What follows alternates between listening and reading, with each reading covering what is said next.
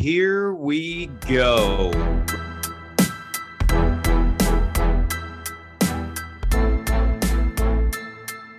Welcome to the 9 Route Fantasy Football Podcast.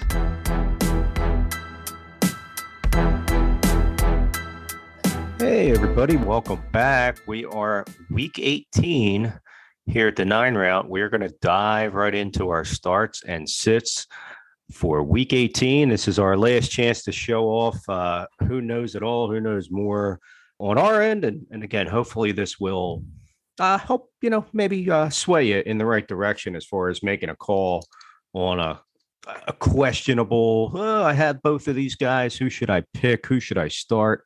Or who I should stay away from. Again, it's an ugly matchup and it's just not looking good. So, Pat, if you're ready, I'll let you take us in. How are we looking on your quarterback start of the week? I was born ready. Came out head first, huh? Fists up. So in our last episode, we talked a little bit about some streaming options. So obviously when we do these start sets, we always kind of, we don't lean into the obvious starts or sits in most cases. At least we try not to. But for me, I like Taysom Hill this week against the Atlanta Falcons. The Saints are a win in order to get in type of scenario. Now they need help. They would need San Francisco to lose, obviously, but the Saints are going to play their game before the 49ers and Rams play theirs. So the Saints are going into this thinking, in order for us to have a shot, we got to win. And the Saints are going to do everything they can in order to win this game. The Falcons are the second worst team versus the quarterback position in fantasy football. And I think I mentioned on the last episode that I like Taysom Hill mainly because he can do it both ways. He's not the greatest passer in the world, but what he does lack in his passing ability, he makes up for with the rushing ability, with his, potential goal line, touchdown, rushing work. So I think that Taysom Hill is one of those guys who kind of like a Jalen Hurts who, has the potential to pick up a rushing touchdown, 40 to 75, so I think he rushed for 100 yards, I believe, in his first start this year. So, there's always the potential that Hill could put up a big fantasy game. And I think in this game against Atlanta, he's going to pull out all the stops, and Sean Payton's going to pull out all the stops to get the win here. So I really like Taysom Hill as my start this week versus Atlanta. What about you? I'm going with the last hurrah for Big Ben Roethlisberger. Rode him a few times this week. He's got a big matchup tonight against Cleveland. They win, then they obviously have one final shot. And I do really feel like, based on the fact that this is a winner get in for the playoffs, more than likely could be his last game, period, let alone in a Pittsburgh uniform. And again, that's one thing. The Baltimore defense, while I did say that they are a potential start, when it comes to the quarterbacks, they have given up the most passing yards all season and the second most touchdowns. So for Ben Roethlisberger, airing it out to Deontay Johnson, Chase Claypool. Obviously, you got Najee Harris, who does a little bit of both, Pat Freiermuth and all them guys. Like, to me, this is Ben just saying, hey, guys, look, I'll get you there one last time, and we'll see how it goes. I like Ben Roethlisberger this week against the Baltimore Ravens. All right, and who are you going to go with for your sit? I am sitting down and telling to stay very quiet. Tua Tagovailoa this week versus the New England Patriots. New England's second best against quarterbacks. Last 4 weeks, Tua really hasn't been impressive. He's won games. He's been on the Dolphins. They've won games, but he's basically been outside the top 20 as far as quarterbacks go. Same thing with yardage. You're going against Belichick. You're not in the playoffs. The Dolphins don't mind losing to get a better draft pick, but at the same time, the Patriots still have some playoff possibilities that could get them as far as the number one overall seed. So I don't see them making this a game against Miami by any stretch. And again, we know the coach, we know that team.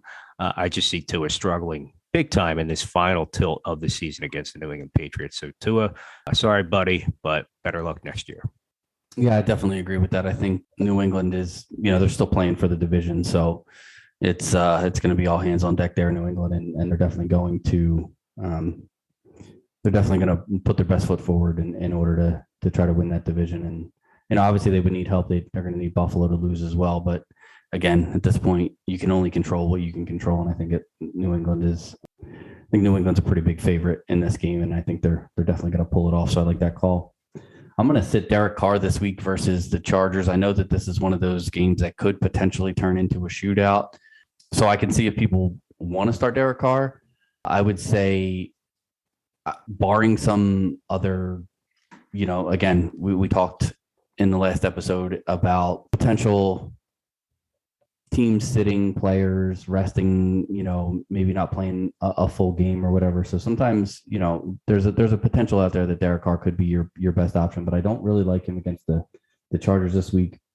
I think the Raiders are going to have to run the ball, and they're going to have to be able to do so effectively and efficiently in order to win this game.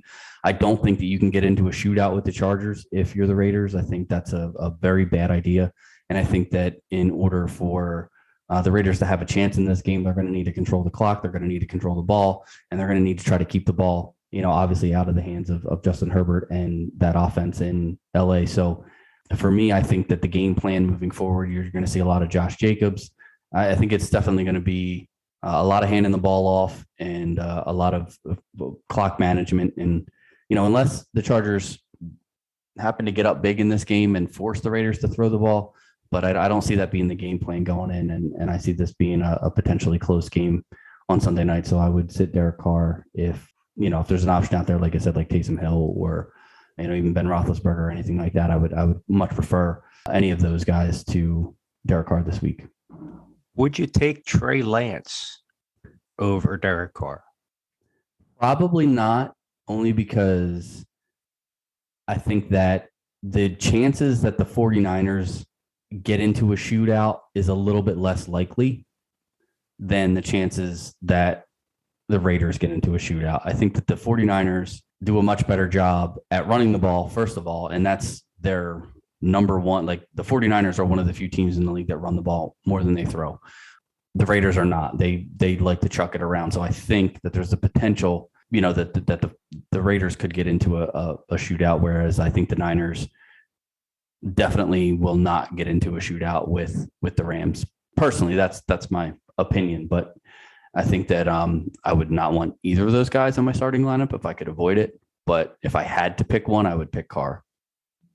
So maybe I should have made Lance my sit of the week. I don't know. No, but that's a good question. No, I like the fact that you're making me think about it, because like I said, there is a potential that Derek Carr has to throw the ball, because the Chargers can score. I mean, when their offense is clicking, they can put a ton of points on the board, and the Raiders may have to throw to catch up.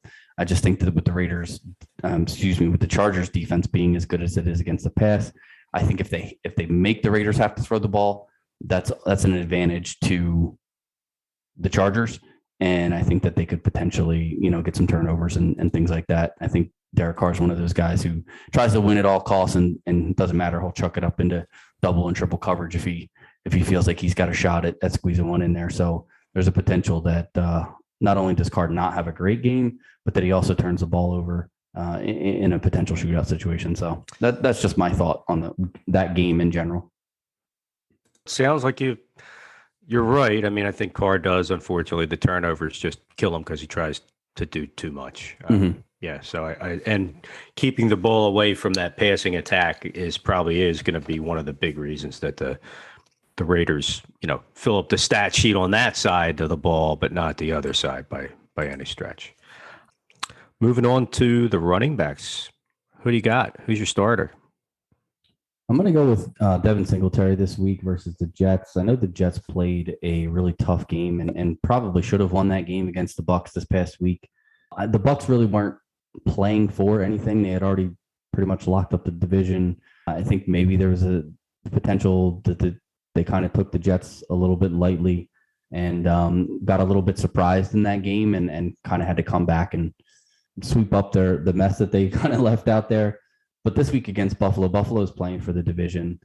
Buffalo's defense has been incredible. They're number 1 yards against, number 2 points against, number 4, tied for number 3 technically in turnovers forced. I don't see the Jets scoring a ton of points.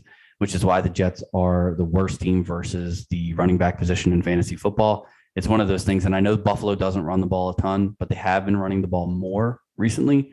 And I think that they get into a situation where they can get up pretty big on the Jets. They just basically just hand the ball off. I think there's a potential that Singletary gets 20 carries in this game. And as bad as the Jets have been against stopping the running backs this year, you give any running back 20 touches against the Jets, and I feel like they're going to have a decent game. So I'm going to stick with Devin Singletary, which I never thought I would say, but he's going to be my start of the week this week.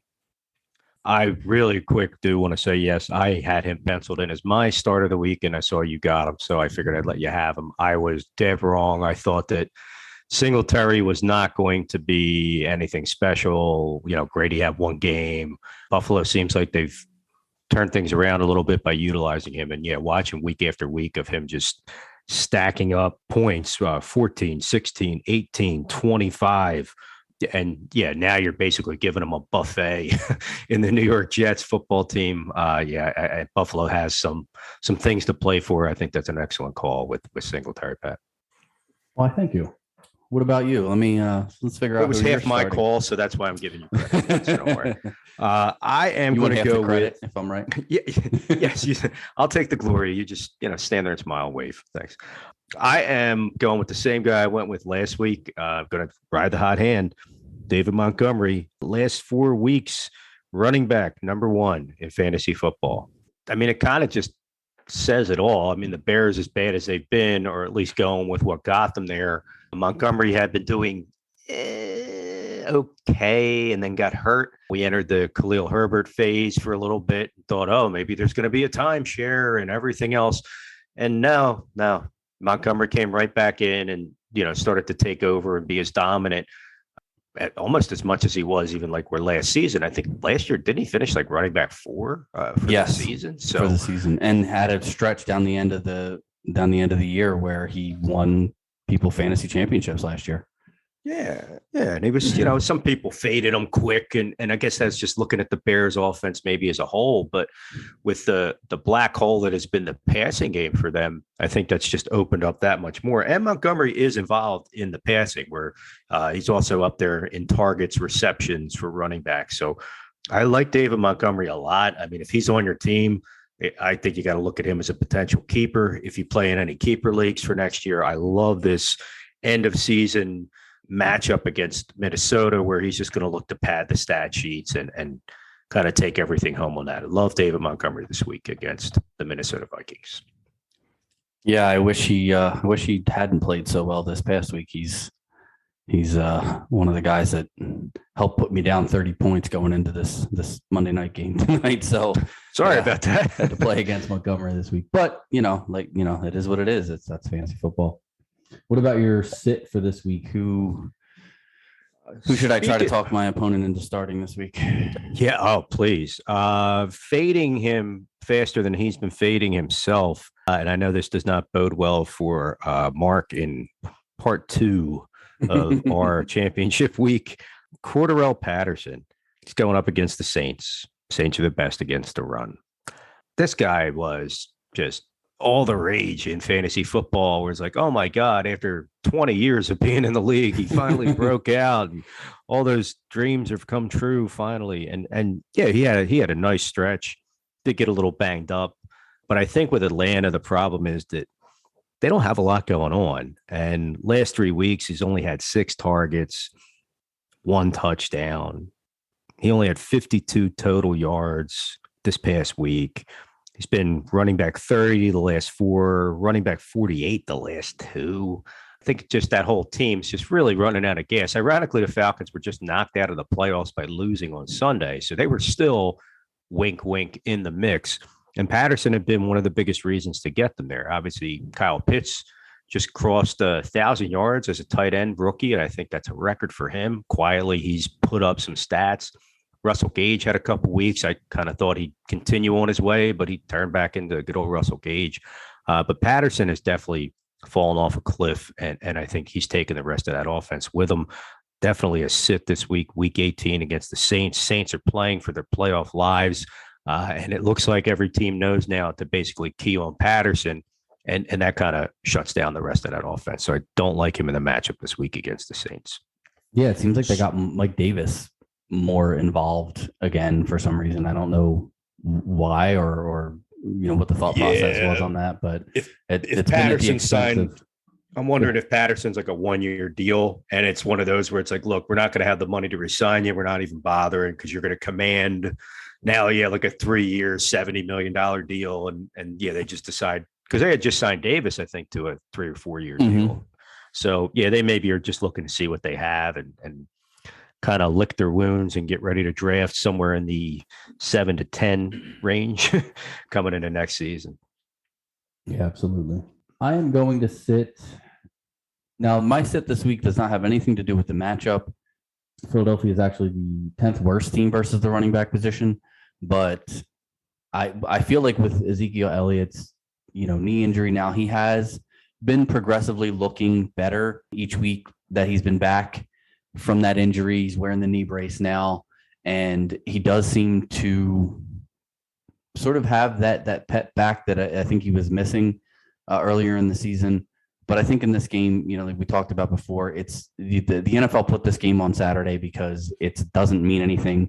I mean, there is some potential playoff seeding implications in this game, but nothing, neither team is going to miss the playoffs or make the playoffs if they win or lose this game. Both teams are already in. Dallas has already won the division. It's not one of those things where, this game necessarily matters to either team. I don't see Dallas playing a ton of their starters.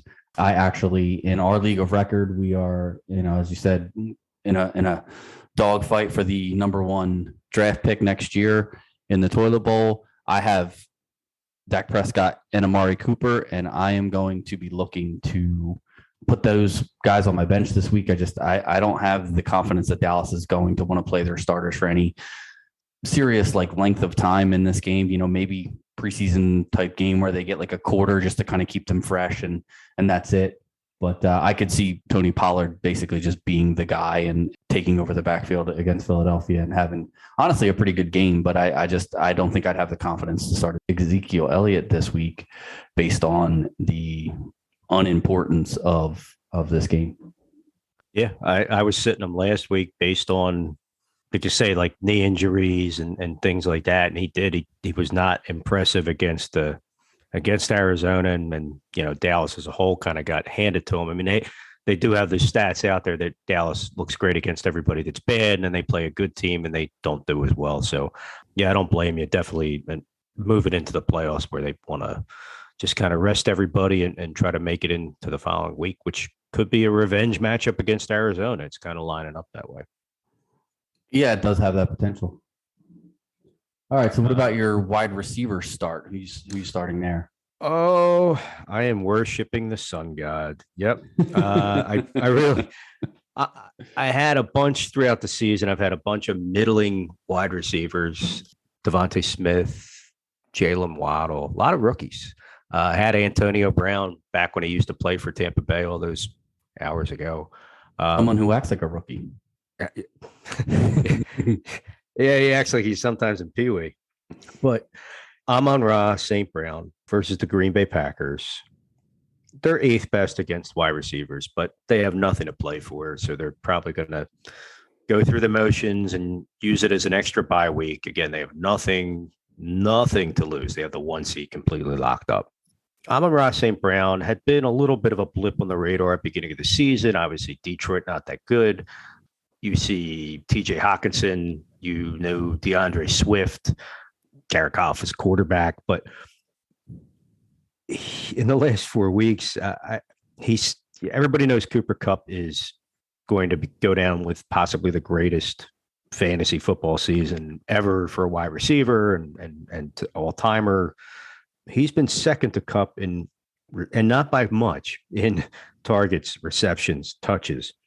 Since week 13, he's scored 127 points. He's averaging 25 points a game. If he were to keep that average up over a 17-game season, yikes, you're talking about 431 plus points. That's Cooper Kupp level production. Every game ever since, he's getting 10, 11, 12 targets. He's catching everything. He's getting touchdowns. I'm stunned. I mean, I really am. And again, he's on my roster. I feel like to me, he's probably going to be my no-brainer keeper going into next year based off this production. I know a lot of people question things, but the matchup this week 18, going to leave the gym, never leave the gym on a miss. He is going to leave the gym on a high note against a team that isn't going to do much to get in his way. I love Amon-Ra St. Brown this week against the Green Bay Packers. Yeah, just going back and looking, he hasn't. I mean, he's played pretty much every game. He missed one game earlier in the season, but yeah, his target totals were in the 6 to 7 per game type range, and then all of a sudden, since week 13, 12, 12, 11, 11, 11, he's got 50. What is that? 54, 56, 57 targets in the last 5 games. It's amazing. Yeah, he's killing it. He's actually the 25th overall wide receiver so far in our league, which is a full PPR league. Yeah, man, he's definitely stepped up, and I think had he had the opportunity, he's obviously got the skill. Had he had the opportunity earlier in the season, I mean, he could potentially be looking at Jalen Waddle, maybe not Jamar Chase type numbers, but definitely Jalen Waddle type numbers. I mean, he's only 30 points behind Jalen Waddle overall for the season, although I guess Waddle didn't start super fast either, but he's definitely been a breath of fresh air. I mean, and even this past week, he's got Tim Boyle throwing to him, and he still put up 37 points or something like that this week. Is crazy. Yeah, it's I mean, to see the production there, and then he's catching. That's the thing with the targets now that they've gone up. He's catching everything you're throwing at him. He's getting 75% catch rate. Like, yeah, that's scary. I mean, and again, it's almost like for Goff being the quarterback in that offense, it's almost like if they tiered the offense to him a little, he almost has that Cooper Kupp role where they're just loading him up with volume, and he's eating it up. Where, he was getting 3 to 6 targets. Now you double him up, and he's 100 yards a game. He's a touchdown a game, and he can make some plays like scat backy. Now he's not Debo, but he's making some plays out of the backfield too as a wide receiver. So just hopefully it's not a flash in the pan. Hopefully they know what they're doing with that. But I love him this week, and I love him for next year. Yeah, absolutely. How about yourself, sir? Who's going to be that guy to go to X, Y, or Z? Well, again, we talked a little bit about teams needing to win to make the playoffs, and that's one of the reasons why I had mentioned Carson Wentz as my streaming quarterback, or one of my streaming options for this week against Jacksonville. I think that the reason that I like Carson Wentz is because I think he's going to throw the ball to Michael Pittman a lot, basically, as much as possible. I do, you had also mentioned Mo Alley Cox out there as a potential option. T.Y. Hilton's been getting involved in this offense again. I mean, they're even targeting guys like, Doolin and listen, Carson Wentz has never, even when he played for the Eagles, it never had a stellar wide receiver core. But when he finds a guy, he generally locks on, and they form pretty good chemistry. He did that with Zach Ertz.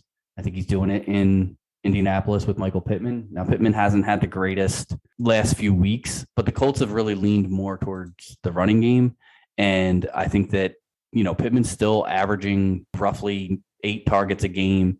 He hasn't been catching as many balls as he was earlier in the season, but they're still looking at him. He's still the number one guy in that offense. And I think, again, in a week where the Colts need to win in order to get in the playoffs, I think Carson Wentz and Michael Pittman look to hook up, and I think he could potentially have a really big week versus the lowly Jacksonville Jaguars defense this week.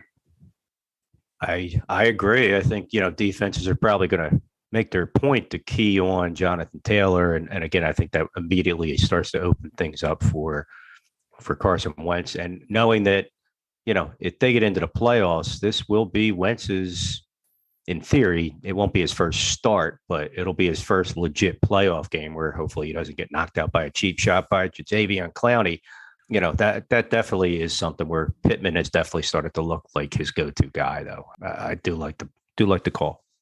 Well, the Browns are out of the playoff hunt, so it won't be Clowney for sure. We know that. You never know. Just throw on that jersey real quick. Nobody will know. He could borrow AB's jersey. It'll be fine. Oh man, I know. Wow. Too soon. Wow. Who are you not as high on this week in the wide receiver position? Well, kind of piggybacking off of your quarterback sit, I also think that the New England Patriots are going to handle their business versus Miami Dolphins this week. So I'm going to sit Jalen Waddle against those Patriots. I know that he's been the guy there. He's basically leads the team in targets almost every single week.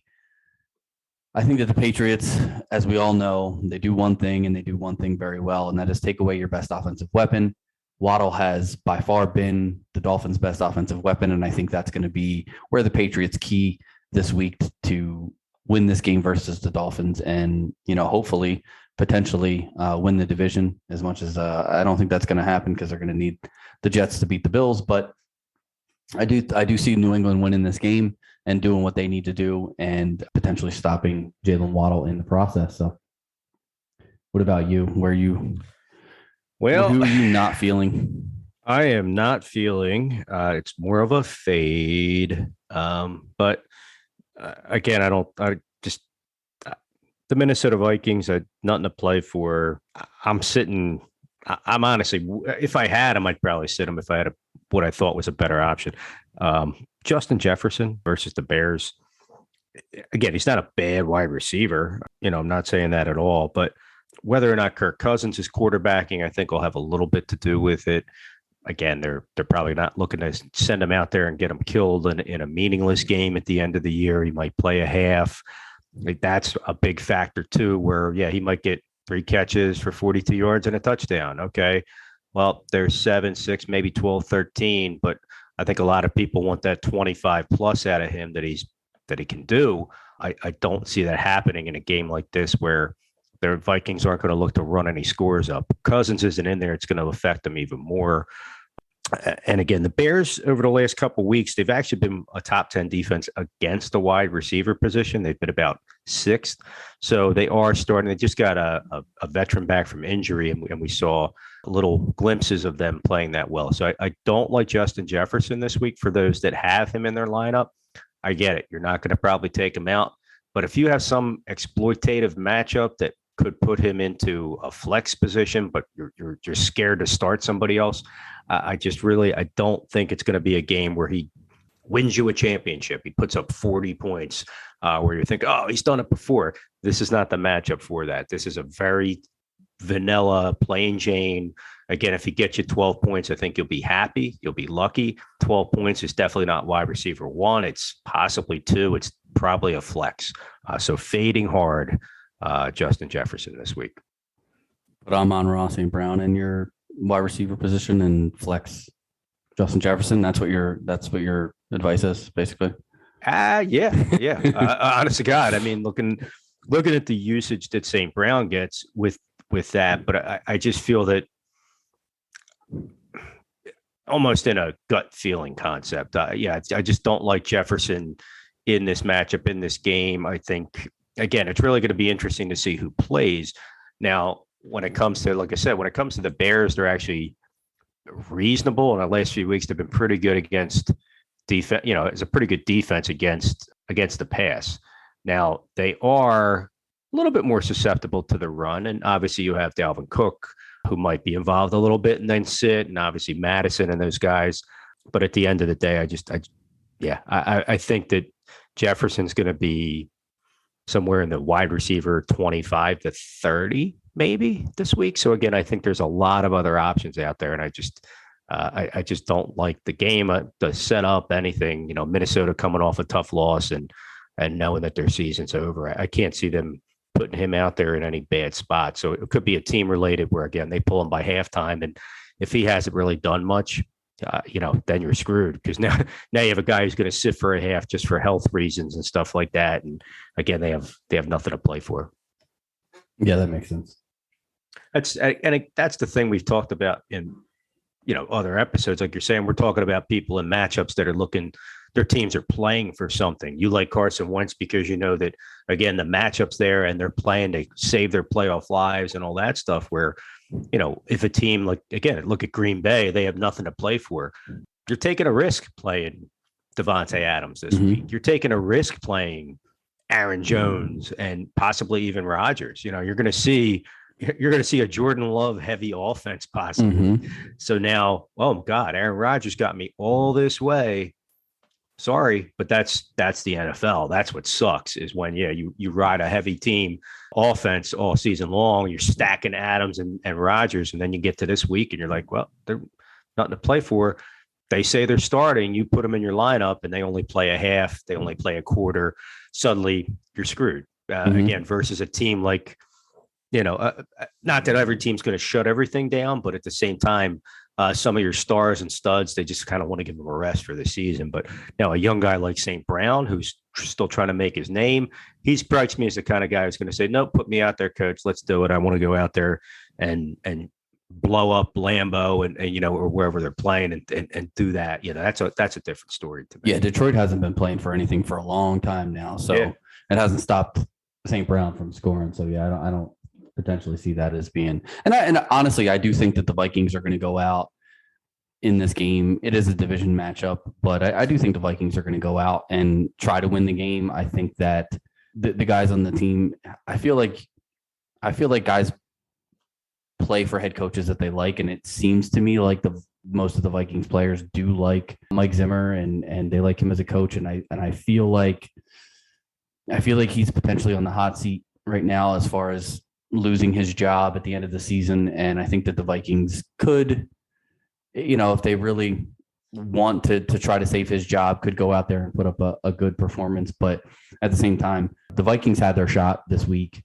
Unfortunately, Kirk Cousins wasn't out there, and they really didn't. I don't think they had much of. I shouldn't say they didn't have much of a shot. They beat Green Bay earlier in the season with Cousins, so of course they had a shot. But going into Lambeau, I think it was a stretch that Minnesota was going to win that game, even with Kirk Cousins. So they had their shot at making the playoffs and, keeping that playoff hope alive, and that's gone. So who knows, where they're going to be and what mindset they're going to be in next week going up against the Bears. So yeah, I can definitely see.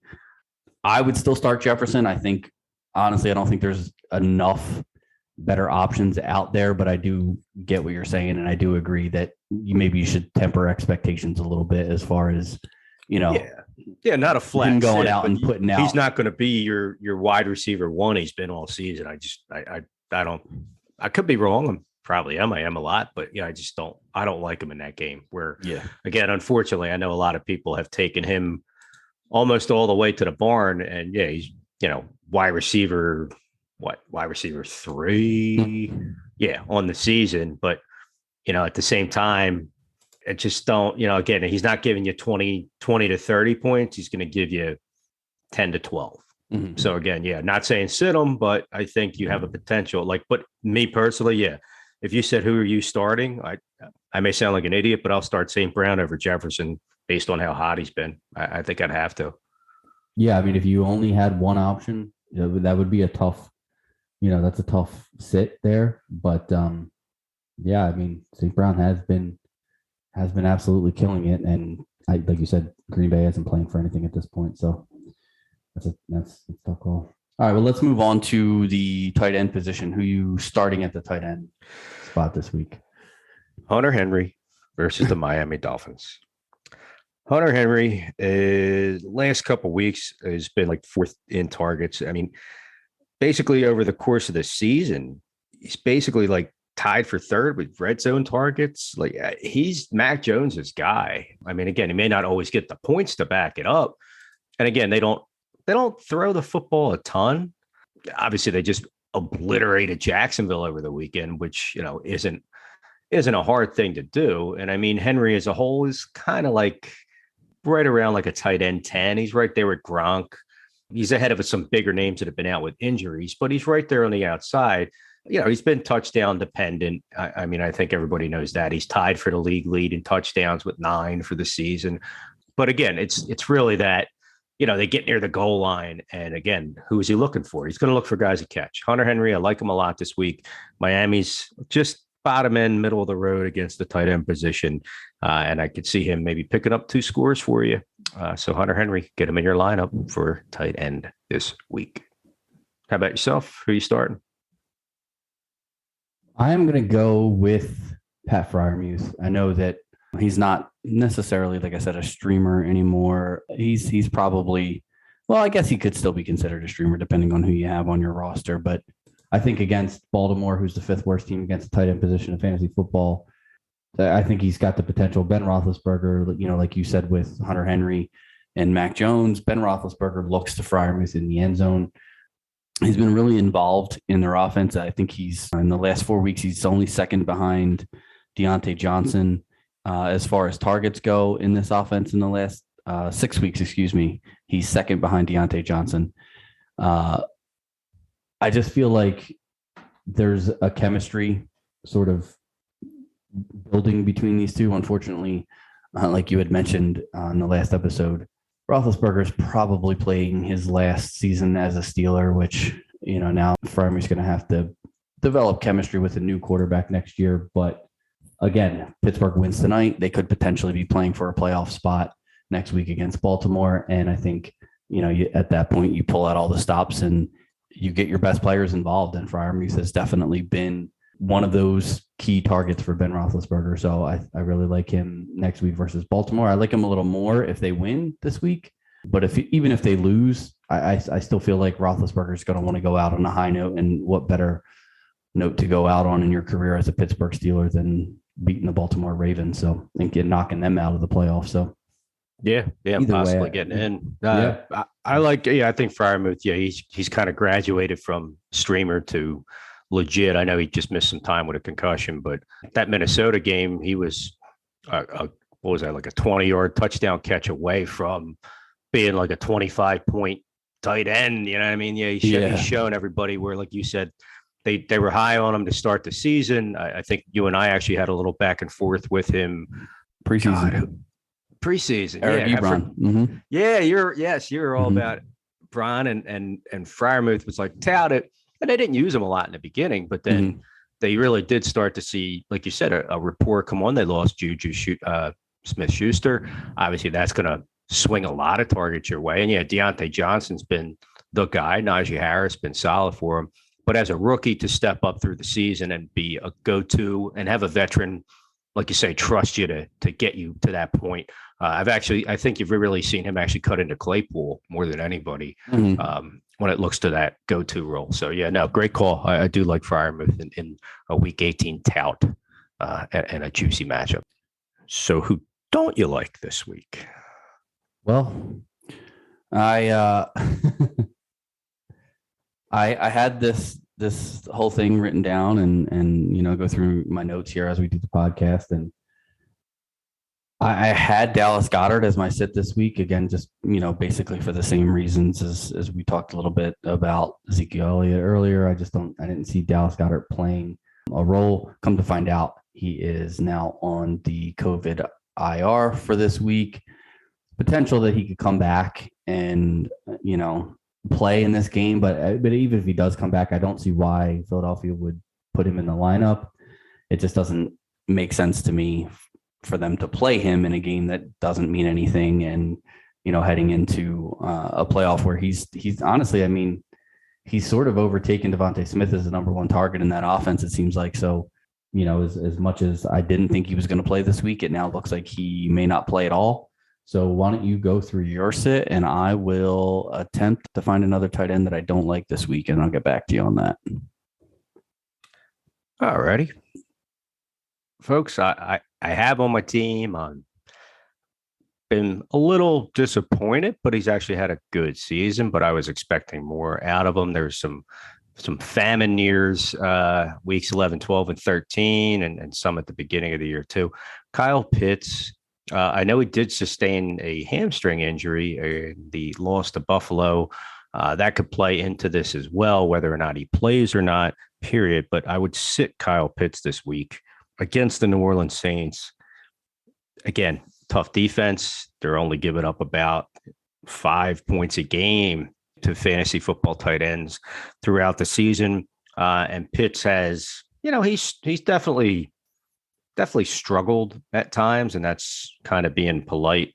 He's had a pretty good finish to the season. Had a 100-yard game against Detroit, double digits since week 14, and then sustained this injury where he really has kind of turned into even more than a tight end, you can start to see what he's really got drafted for in the athleticism, where he's just almost like a bulkier wide receiver. But this week's matchup against the New Orleans Saints, again, the Saints have a lot to play for. Figuring he will make it into the game, but if he does not, then obviously this whole thing's a bust. But I do feel like it's unfortunate, and I feel like it's just time to give him one shot where you could find somebody maybe with a bit of a stronger matchup.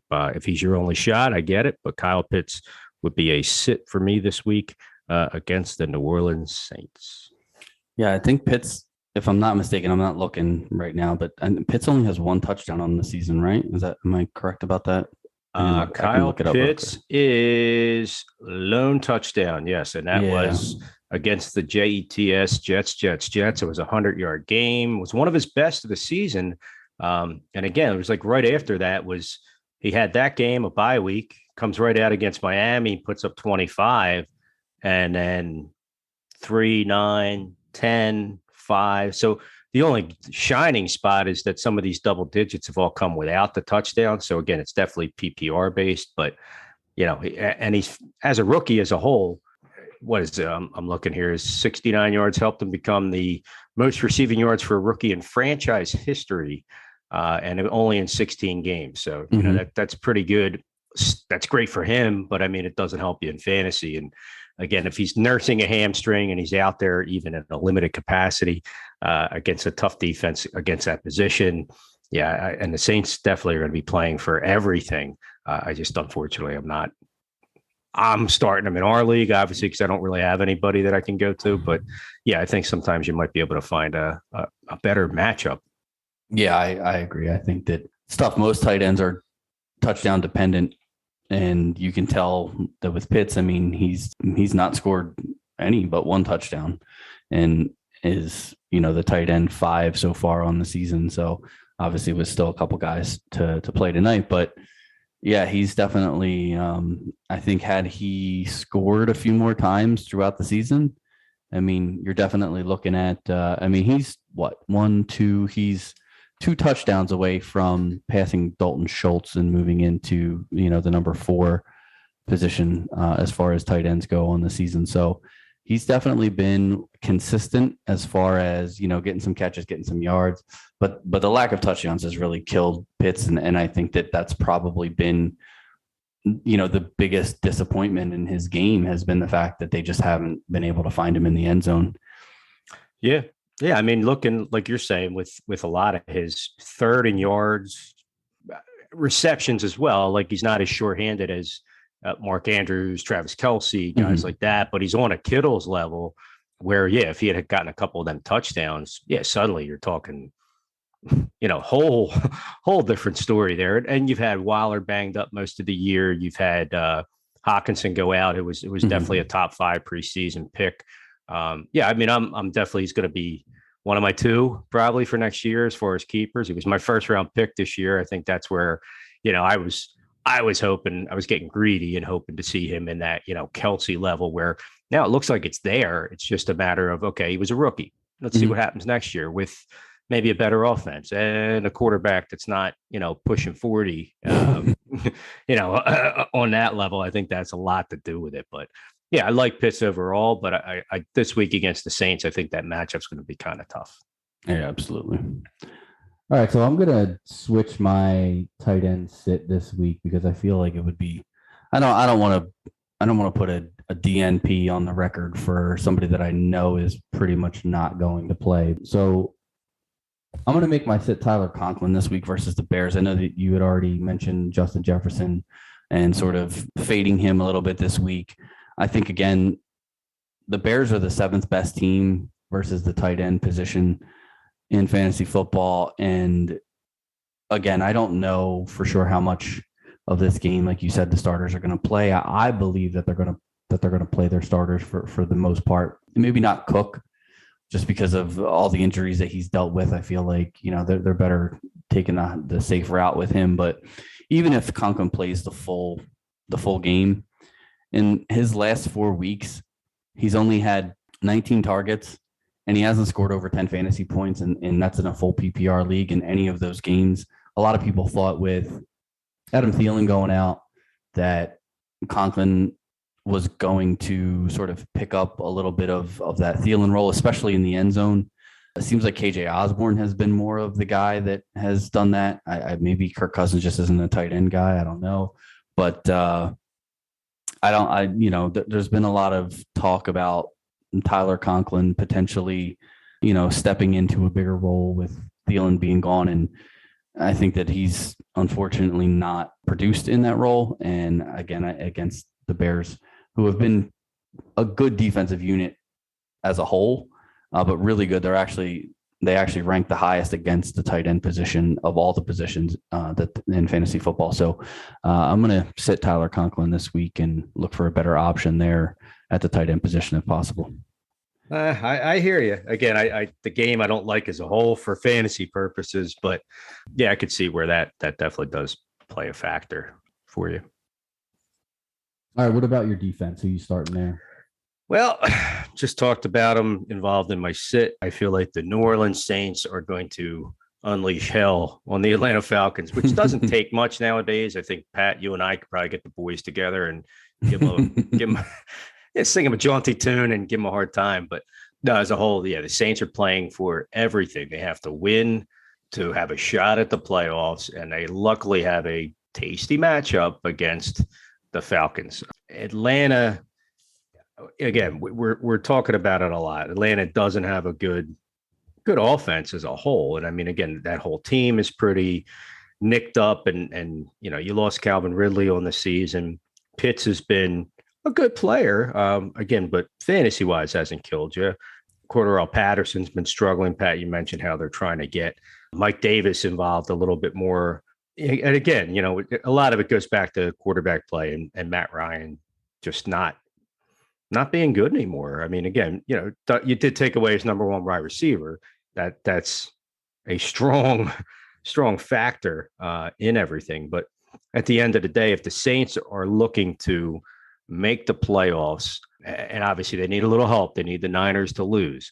But if the Saints know they can win and get in, and you give them the opportunity to go against a team of the level of the Falcons that have just been giving away so many points all season long, I feel like it's a no-brainer that they have to be the best defense you can find this week. If they're available, if they're out there, go get them. If they're the ultimate start with confidence this week. I love the Saints against the Falcons.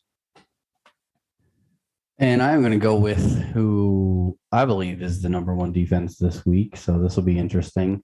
And I know, again, like we talked about before, it's probably a defense that you're not going to be able to, just pick up anywhere. They're not going to be available on your waiver wire or what have you. But the Indianapolis Colts going up against the Jacksonville Jaguars, the Colts have forced 33 turnovers so far this year. The Jaguars have turned the ball over 29 times, which is the most. The 33 is the most turnovers on the defensive side of the ball. I don't know if you remember. I'm sure you do remember the Bears a few years back when they had Peanut Tillman back there as a safety, and the guy was he was a turnover machine.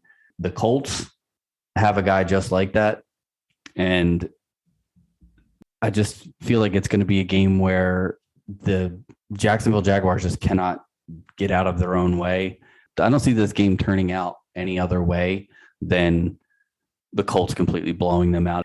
And I think Darius Leonard, who is the player I was talking about earlier as far as forcing fumbles, I think he forced a fumble in this game. Yeah, I think he forced a fumble in this game and ended up rolling out of bounds to where they ended up not being able to recover it. But he's he's punching the ball all over the place. I mean, he's just been a madman this year. And I don't know, man. The Colts just seem to me like they could put up a 20 spot this week in the defense position. And I think that they're definitely a top 3 start this week for me. Yeah, no, I 100% agree that they are not as good as the New Orleans pick that I made, but they are pretty solid pick there. Yes, no, they are again, you're playing Jacksonville, and again, you're looking at a Colts team that needs to win to shut everything down on that level. Yeah, I couldn't agree with you more on that. And who is going to be your last defensive sit of week 18 in the 2021 season, Pat? I'm going to go with a defense that you might consider starting. Defense that's been fairly decent this year, maybe not lived up to the hype or the potential with all of the big names on the defensive side of the ball. But I'm going to set the Los Angeles Rams versus the San Francisco 49ers. Niners are the 10th best team versus the defense as far as fantasy points goes. And the Niners, again, are one of these teams that they run the ball well, they control the clock, they don't turn it over a ton, and they need to win this game, honestly, in order to keep their playoff hopes alive as well. I don't think that Shanahan is going to put the offense in Trey Lance's hands and let him lose this game for them, as a rookie quarterback could potentially do. I believe there's a potential that Jimmy G could come back in this game. I know they said that, he's planning on having surgery, but it looks like that might wait until the offseason now, I guess, depending on, how this game plays out and how quickly the 49ers get to their offseason. But either way, I don't see the 49ers turning the ball over. I think it's going to be another game like they had earlier in the season, where it's a close game, it's a battle. Neither defense does particularly well against the other team's offense, and I think it's just there's better spots out there. There's actually a lot of good spots out there to start defenses, which we gave you some last episode in the streaming defenses section. But there's a lot of good spots out there, and I think the Rams they're one of the ones I would avoid if I could. If I had a pick, I would take Washington. I would take the Bears. I would take, there's a lot of teams I would take before playing the Rams this week. Even with all the talent they have on defense, I don't like them in a must-win situation for the 49ers. What about you? Denver Broncos, see ya. Sorry. But I think they're going to be really pissed at how they played against Cincinnati, where they were. I actually had them as a potential pickup for a spot. They had been doing well on defense, and it didn't quite end up that way. And Cincinnati just rolled them up in the second half and didn't turn around. Kansas City smoked them. Literally. I saw the cigars at the end of the game. Yeah, exactly. But I mean, you're talking about a Kansas City team that could finish as high as the number 1 seed. It could be as low as number 4. They definitely want to win. Denver is, they're definitely going to give it their utmost, but I just feel like Kansas City has a lot to prove in this game. That, losing a game the way that they did to Cincinnati is one thing. Coming out, taking care of business against Denver, knowing that you're probably going to have to play again next week. And again, that just is not good for them. Denver, they have a good secondary, and I mean, they're trying to build to beat Kansas City, but I'd be very shocked if Kansas City doesn't put 30 points up on Denver to just show them who's boss. I know the running backs for Denver have been a little banged up, Javonte Williams and Melvin Gordon alike. And if you're seeing the Drew Lock show, again, I'm not really, it's not something I pay money to see. So I definitely do not like the Denver Broncos against Kansas City. I feel like it's going to get ugly quick, and often 30 plus points is a potential for that game. Yeah, I think you could actually confidently start the Chiefs defense in that game. Yeah. On the other side of it, just because, like you said, that Drew Lock is, the guy's got an arm, I'll give him that, but quarterbacks get paid to make decisions, and he does not make very good decisions. Some of these throws I'm watching him make, I'm like, oh, geez, that's another potential pick. And yeah, he just, I don't know, man. It's definitely a struggle over there. But yeah, Kansas City's offense is one that they always have the potential of just putting up 50, and you don't want to start a defense against them ever. I mean, if you can avoid it, and you can avoid starting a defense against Kansas City. It doesn't, betting against Pat Mahomes is probably a bet you don't want to make.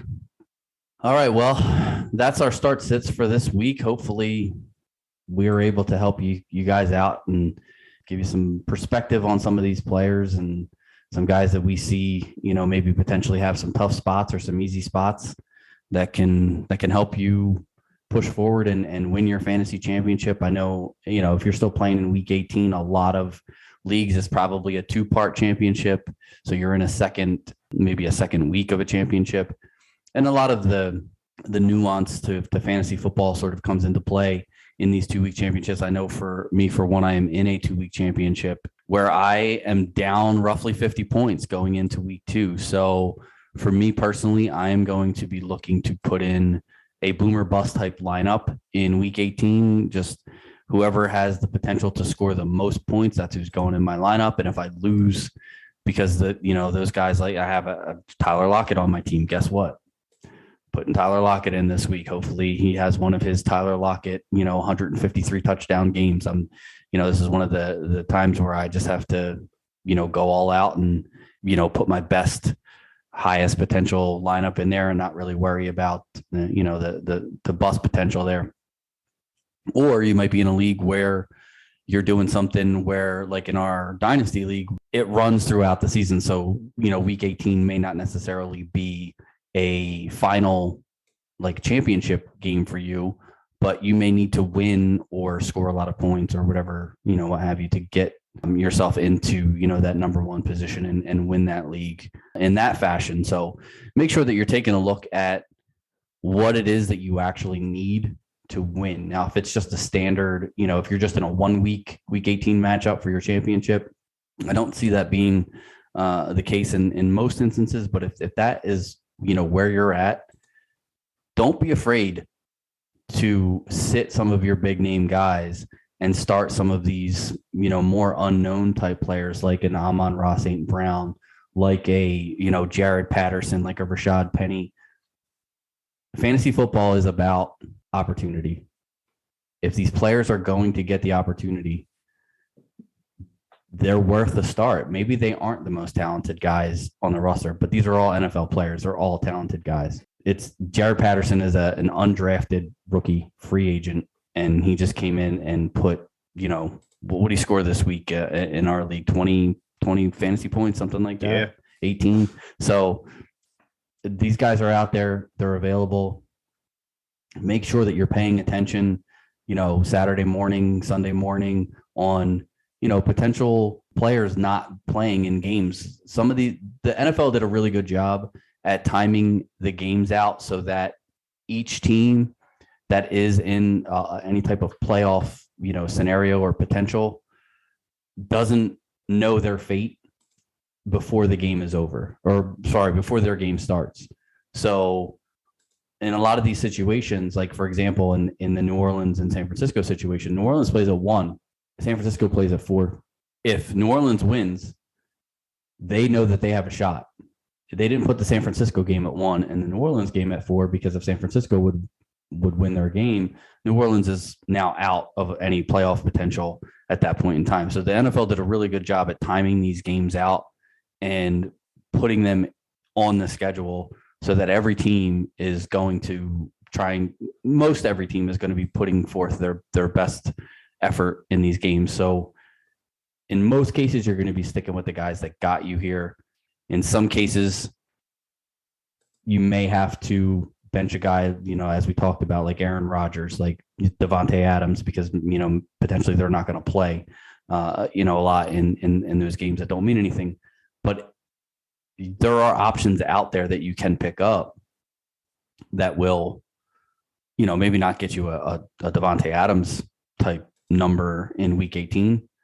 But if Amon-Ra St. Brown is out there, very decent potential that he, puts up 20 points in a PPR league. So don't feel like you just have to start somebody based off of their name. Make sure that you're paying attention to the actual, sort of playing time breakdown that they're going to be getting in their games. Anything you want to add before we sign off for the final week of the season? Again, we've had a lot of fun going back and forth. I know we'll probably do some recaps of the season soon to touch base, obviously, maybe see who was better on starts and sits and stuff like that. This was a learning experience for both of us this year to, figure out how to do a podcast and deep dive in research and try to make it slightly entertaining, which I hope we were able to do for everybody out there. as a whole, everybody out there that plays fantasy football in the community, those online that have supported and helped Pat and myself to get to this point. We do really appreciate you listening and conversating and being positive towards everything we do. Again, we wish you the best of luck in any fantasy football championships that you may be involved in for this week. Drop us a line. Let us know via Twitter or through email. Let us know how you did, how you made out. We definitely want to see that. Maybe we had a small part to play in it, and definitely do appreciate you being a listener to the podcast. So on that note, folks, 2022 is here, and we will be back soon to give you some tidbits, updates, and start to circle the wagons for NFL draft news, free agency moves, and anything that may have some potential to be involved in fantasy football for next season. So again, for Pat, and I'm Scott, we thank you for listening, and we'll see you in the next one. Peace. We'd like to sincerely thank you for listening to the show.